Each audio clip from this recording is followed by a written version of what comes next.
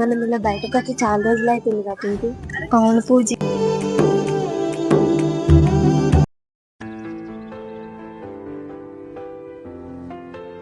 పూజి, ఎప్పటి నుంచో నీకు ఒక విషయం చెప్దామని అనుకుంటున్నా. ఏంటే అది?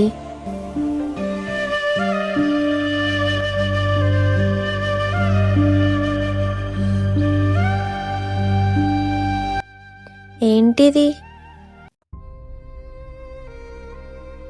నేను రాసుకున్న సూసైడ్ లెటర్ ఇది.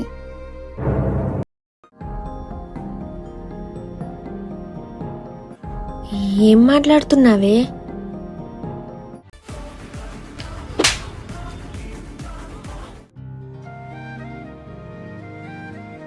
ఆ రోజు నువ్వు ఒక మెసేజ్ చేసావు, గుర్తుందా? అందుకే నేను బతుకున్నాను.